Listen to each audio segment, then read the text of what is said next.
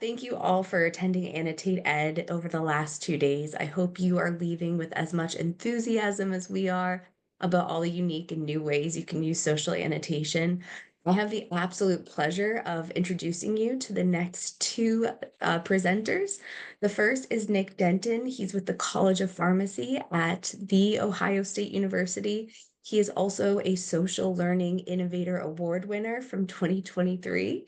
And then we are very fortunate as well to have Nikole Pattinson. She is a faculty member with the psychology department, also at the Ohio State University. So they've seen some incredible ways they're implementing social annotation and results. So I can't wait for you to learn from them today. And I will kick it over to them. All righty, thank you for the introduction. So again, really trying to share some of our ongoing work with social annotation and how we can use it to enhance student comprehension of these high-level research articles. And you're probably going to find quite a few themes in this talk that you'll see mentioned previously in this application as well. All right, there we go. So our main interest is introducing students to research literacy, primarily because, again, as academics, we recognize the importance of research and how it keeps us at the cutting edge of our field. It helps us get in touch with the methodologies to then be able to investigate and innovate in our field. And for students in particular, being able to get that mastery with the research literature has been shown to boost that sense of science identity, their sense of belonging in that discipline of science. So we really want to help our students become research literate. However, the main question that we come across is that the research literature is just not made for students. Again, these are made for the content experts, so it's very full of jargon and unfamiliar methodology and all sorts of this ongoing scholarly conversation referencing like 20 articles back, where for a content novice that views that paper with everything in the same level of importance throughout, it can take all day to read a paper from cover to cover and still leave that with very little idea of what was the novelty of that paper, what were some of the main points I was supposed to recognize from that, just because, again, they're content novices. They're trying to get that firm understanding before they really pick out those unique features. And one of the solutions to gaining that research literacy includes undergraduate research apprenticeships, one-on-one research opportunities. The trouble with that is that they're often limited due to resource, faculty, and also have inequities in student accessibility to research opportunities, whether it is financial or time or just the perceived, again, differences in science identity that we see in students. So one of the solutions that we come across in introducing students to research literacy is in the coursework.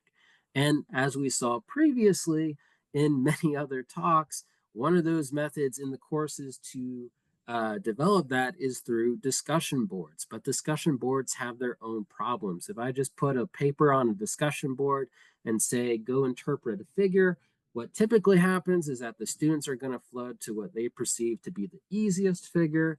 And the discussion is really just a whole bunch of, yes, I agree with Nikole on this. It's like, oh, I also agree with Nikole on this. And then we go to the journal club sessions where we're trying to really emulate what journal club looks like for academics, where we're trying to get that exchange of ideas and that increased understanding of the paper. But for a content novice who, again, may have read that paper cover to cover and still having trouble recognizing that novelty, it's very difficult to have that conversation in that traditional journal club setting. Most of the prompts that I get from students are either met with science or there's like the 2 or 3 highly motivated students in the course that really got into the paper and they're just dominating the conversation in class. And when we do this, a lot of the time students feel frustrated and intimidated by research articles, which is really the opposite of what we're trying to achieve through that experience. So where social annotation comes into play, and feel free to scan the QR code to accessible Carmen Canvas page where you can see an example of how we socially annotate these research articles. We really want to emulate to students what it's going to be like to read that research article with a content expert right next to you, pointing out some of the main points of that paper, as well as having that exchange of information with your peers, emulating both what it's like to have that one-on-one guidance as well as the group collaborative discussion.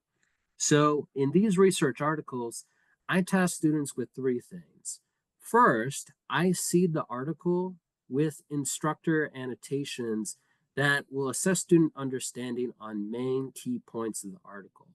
So what is this interpretation on this methodology, or this interpretation on this figure or this graph or this table? Key points to kind of focus in students that, again, look at everything in the paper with the same equal importance. Give them some focus points to really think about when content experts are reading through that paper. Two, I also have students post their own annotation based off of a point of interest or a murkiest point in the paper, something that they're trying to get a better understanding of. If they come across a method that still isn't making sense to them, a term that's unfamiliar, or maybe a concept that they're getting a little confused about, I want them to also put that annotation on. And third is to have students then answer one of their peers' annotations. So if there is someone who has that content expertise in the class, that really gives them a moment to shine and help their peers progress with the paper. So through the instructor-led annotations that were, again, closing that knowledge gap just enough so that students can then fill it in themselves, or through the exchange of information with their peers. And what that looks like on our LMS Canvas. And again, we have another QR code that goes through a step-by-step demonstration on how I make these assignments on Canvas, and Hypothesis embedded into Canvas. But what I like to do is first choose research articles from your institution, because if there is a research topic that students become very interested in, then you can point them to, hey, Nikole's like right upstairs. I can introduce you to her, and that might be the start of a research apprenticeship. I also like to include snapshots of some of the researchers on that paper, just to kind of show the inclusive nature of the research teams. If students are having a hard time finding someone that looks like them on the research team, that can also be very discouraging for folks to get into those research opportunities. And finally, I'm really big on transparency in learning and teaching, or TILT. And in each of these assignments, I'm very explicit about what is the purpose of reading this paper? What are we supposed to get out of it? The task that students are supposed to do, again, the three that I mentioned earlier, as well as the grading criteria that students are actually going to be graded on. And I grade them on correctness when they answer those assessment questions, as well as their participation in both submitting an annotation and answering another peer's annotation. And this is what it looks like on the platform itself, where again, one of the things that I also do on those seated annotations is that I provide a maximum number of respondents. So for this question, for the first two respondents, they're going to get credit for answering an assessment. What is the difference that we see between these two panels on figure 3? And sometimes students will maybe answer an assessment question that has already had the maximum number of respondents, and then they move on to another assessment question. That also really motivates students to get to this early on so they get their pick of the assessment questions. I don't have students that tend to do this the night before as much, since the slim pickings of the assessment questions at the end. And also you can see an example of where the student interaction really took into play here, where one of the students maybe had some confusion on the relationship between bone marrow and the macrophage immune cells. And one of their peers that had some expertise on that subject was able to alleviate that confusion and allow everyone to progress on with the paper. And then finally, in that in-person journal club session, now we're really able to bring it all together. And I now have this socially annotated version of the paper where I can say, Nikole, you had a really great explanation of what a Western blot is. Can you share that with the class? And that warm calling of students into the conversation provides a lot more psychological safety than before when I was like, hey, Nikole, I know you read the paper from cover to cover, but I'm asking you about this particular method that you did read about, but you didn't realize how important what was at the time, and you don't have a clear understanding of it, and everyone's staring at you. I need you to answer my question right now. That is not a very psychologically safe situation for students to open up and discuss about these high level research topics. But you don't have to take my word for it. We have had external reviewers sit in on our courses, and overwhelmingly, they comment on the level of engagement from students when we do this socially annotated guided journal club. Where even in classes that are made for introduction to research with mostly freshmen and sophomores without any prerequisites or advanced coursework, they're still able to meaningfully engage in these high level research articles when we're able to break it down into sizable chunks and then bring it all together as a group during that journal club session. But we were also very interested in the level of comprehension that students demonstrated during the socially annotated readings. So we looked at the student replies to those assessment questions based off of a much more rigorous rubric where we're really looking for what is the level of graduate level understanding of the paper. Are they actually taking like outside resources to better understand this and synthesize that into their answer for that assessment question? And what we found there is that before we had the socially annotated readings, we still had those two or three students in the group, highly motivated, already demonstrating the graduate level understanding of research just right off the bat. But with the guidance of that socially annotated reading, we're able to get a lot more students engaged in that. And they are able to show a fourfold increase in that comprehension and also a diminishment in where we saw the least engaged areas in the underclassmen level of engagement. And students overwhelmingly agreed that reading the articles through social annotation was much better in their comprehension than when they read the articles solo. We didn't have anyone disagree with that statement. Why they agreed with it? Main themes there were again that exchange of information with their peers, helping each other progress on with the paper, being able to also have that expert guidance, focusing where on the paper that we like to discuss and what those sizable chunks are, bringing those in together, kind of jigsawing that reading together. We mentioned that concept of the jigsaw earlier today. But what we also noticed is that the real power in the social annotated research articles didn't come from just taking those discussion questions and then putting it on the paper. What really gave it the power was being able to introduce students to causal mechanistic reasoning.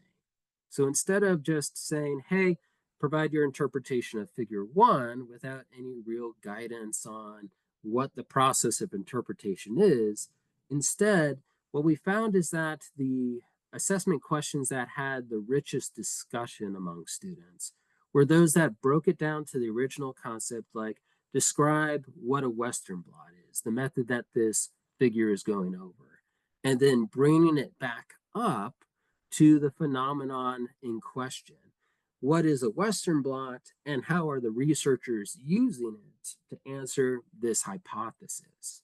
So we were interested in seeing if we engaged causal mechanistic reasoning in those assessment questions and compared groups that had assessment questions that were all causal mechanistic reasoning and groups that had no causal mechanistic reasoning, meaning we either did one or the other, either what were the answers to the sub hypothesis or what is a Western blot without combining the two. And of course, we still have that group discussion together, so everyone still leaves with all the information. And we had time to exchange the groups as well, who was getting the causal mechanistic reasoning and who was not.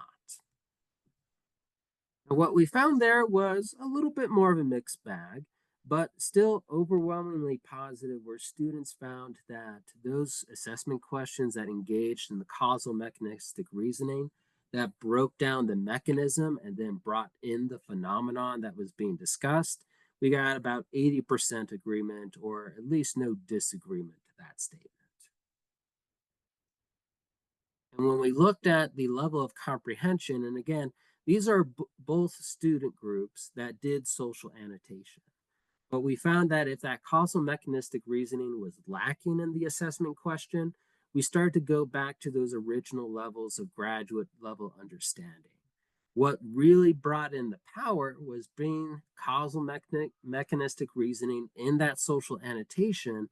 And then we were able to see that fivefold increase in graduate level understanding of the research. If we were able to take that idea, break it down to the mechanism, and then build it back up to the application, the phenomenon that we were discussing. And not only were we interested in student engagement and comprehension in the research, but we also wanted to see how the social annotated reading impacted students' persistence in the sciences, their sense of science identity. With the experimentally validated but unfortunately acronymed PITS survey, and what we saw is that at the beginning of the course, before we did our social annotated readings, compared to the end of the course after our social annotated readings, we got significant improvement in students' sense of project ownership contents, feeling that they have a sense of ownership in the content that they are reading in those research articles. Project ownership emotion, whether they find themselves being excited or inquisitive or joyful about that research. Self-efficacy was probably where we saw the biggest boost, where students now feel confident that they have the skills to engage in research articles. Science identity, whether they feel like they belong in the field of that discipline. And interestingly, networking was also a significant boost, where students were not only talking to their classmates about the research articles, but they were talking about the research to their friends, their family outside of the course. Uh, Interestingly, science community values was the only one that we didn't see a bump on. So that was very interesting, and we'll investigate that one further. All right, so here I just summarize a few of the best practices that we took from our experience with social annotation in the research articles. Again, making sure that you have enough of those seated annotations, that you're only getting one or two maximum number of respondents. Once you have 3 or 4 students responding to the same question, then you get a lot more of the I agree kind of answers. Also, leveraging that causal mechanistic reasoning is going to enhance that answer on the assessment. So, really trying to describe X and how the researchers use it to determine Y is going to get better comprehension than just compare these figures. And this also really normalizes the process of lateral reading, being able to go to other sources to either gain your understanding of a research phenomenon or a research method, or being able to synthesize multiple sources of information together in that interpretation of the research. And for students where they're used to just having a single reading assignment and all the information is there in the textbook, this is something that some students struggle with early on. But being able to then read laterally or longitudinally, that is a process that we're able to introduce students earlier on to through these social annotated readings. And I also like to take a bit of time right before that journal club to look over the annotations, partially to be able to call out to students that had really great responses to the annotated questions, but also looking at the student annotations to see what the murky points of the paper are that as a content expert, I may not have realized was a bottleneck to student understanding. If I didn't realize that this particular method was not explained very well, I can then devote a few extra moments of that journal club to better explaining that method, and then have better student understanding of the research article afterwards. I often like to have a second device when I'm doing the journal club presentations so that it's easy to have that socially annotated paper up while we're having our discussion. And warm calling in students to that discussion through preemptive praise, like Nikole, you had a really great answer to this. Can you share that with the class? Definitely enhances the engagement there. And again, we're trying to normalize these research processes to students, asking questions, clarifications, uncertainties. This is all a normal part of academic discussion that students may feel uncomfortable with initially if they're used to having a defined answer that they are expected to give out when they are called on in class. All right, so I just covered over that really quickly, but I want to give plenty of time for folks to ask any questions they have about how we use social annotation in our journal club readings, and just want to open this up for invitation to collaborate. Do feel free to email me, denton.58@osu.edu, with any further ideas, questions, clarifications that you have along the way. Thank you.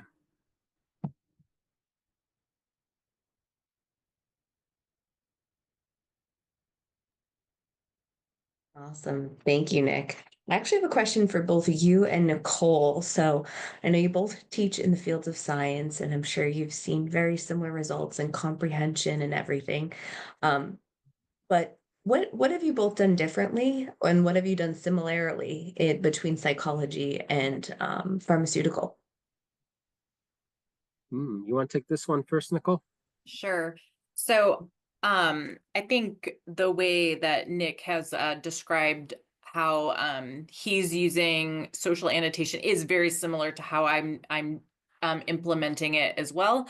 But I think the key difference for me, my classes are much smaller than Nick's. So I have my students, after they've read the article and they've done social annotation, I have them working in small groups discussing the articles using an inquiry-based guided set of questions.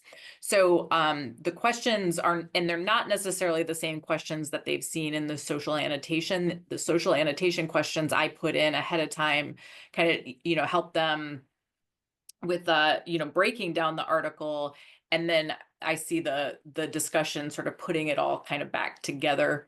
And so but a lot of the things that Nick mentioned, like reading it ahead of time, that helps me because then I know, so I can revise my questions that I'm giving my students ahead of time based on what is on the social annotation. And based on where I'm seeing the murkiest points, or know that I'm going to have to give students more support in the classroom during the discussions when I'm seeing sort of where they're kind of where they're having those challenges. So I think in terms of implementing it, what I'm doing in the class is where Nick and I differ, but how I've implemented it in Hypothesis is very similar to what he's doing. Yeah, I would agree that my scale might just be a little bit larger. I have sections of like 40 students in our intro to pharmaceutical science course, which I would also recommend if you have class sizes of like more than 20 or so. One thing that I also do is that I put the students into different groups and assign groups different parts of the paper. So I might have one copy of the paper for group A and B, for instance, just to again prevent that kind of flood of I agree to the dozen or so assessment questions I might see the paper with and go over during the journal club.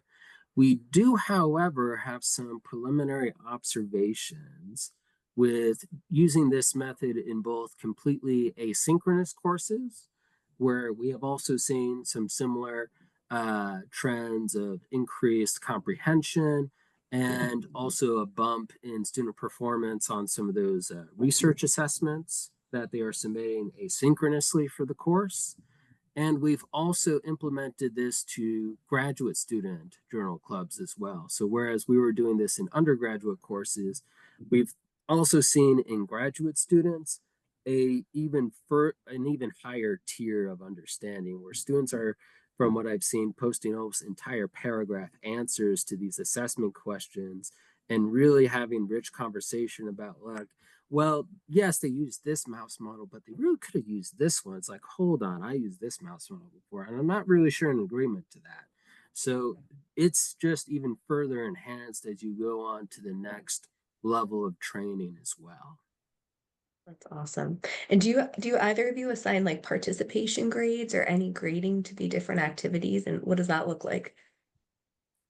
Yeah. At least for yeah, at least for my grading, um, if it's like a 10-point assignment, I would put 6 points towards the answer on the assessment, and that one is primarily for accuracy. Obviously, undergraduates, if they give it a good college try, I'm going to give them the full credit, even if they may have misunderstood a little bit about that. More participation is towards like the assessment question that they post and the answer to a peer's question. I really want that to be open to just whatever is the murky point in the paper. Obviously, if they post nonsense, they're not going to get credit for it. But if they have participated, that's where I give the credit to. Yeah, and I do the I'm very similar. I as long as they've given it a good shot, they get credit. So basically, if they turn something in, they get credit, and that counts towards I call it engagement. So for my classes, I doing the pre-reading and turning in that, and then working in your groups to discuss counts as part of their engagement score for the class. And I think just sort of in thinking about assessment of these things, one of the things when I first started, I noticed that some of their questions sometimes got a little bit lazy, but I realized that that was in some parts, it was because like coming up with enough questions for students like was challenging when I first started doing it. And so some of my questions were a little lazy.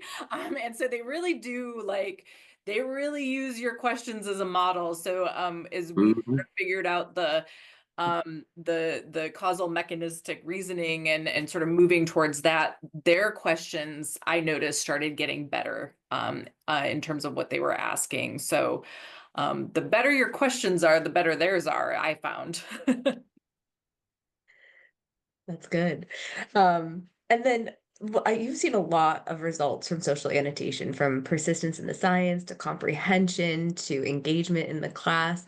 Has any of that correlated into outcomes or grades in the students, or have you seen like an influx or decrease in failure rates or anything? Ooh, that is a good one. Again, the main purpose of my courses is to really introduce students to undergraduate research and get those students that have an interest in undergraduate research kind of a springboard into it. And some of the best feedback I ever gotten from students was like after they took in my course, they come back and say, like, hey, I'm in a graduate program right now. We're doing journal club, and I'm seeing all the like other students around me just like struggle and burn. And I'm here like being able to like lead the discussion and like bring other people into the discussion.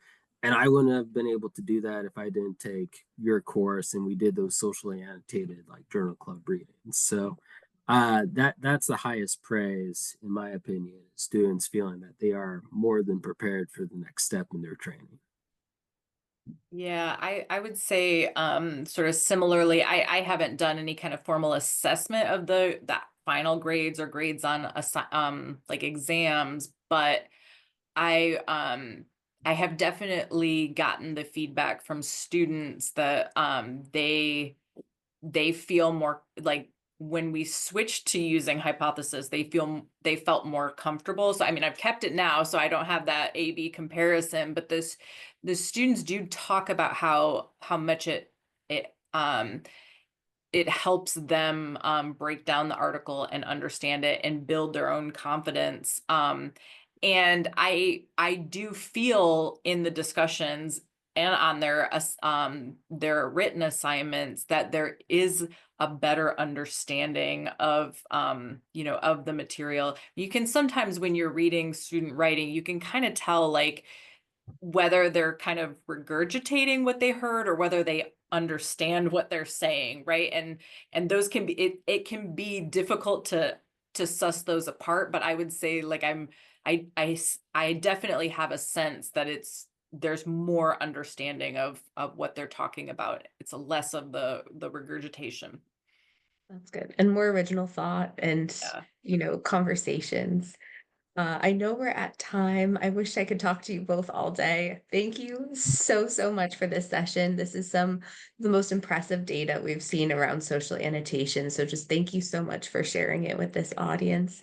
Um, and everyone, we have one more session of the day. You can go ask questions with our team based on your LMS, whether it's Moodle, Blackboard, D2L, how to get started.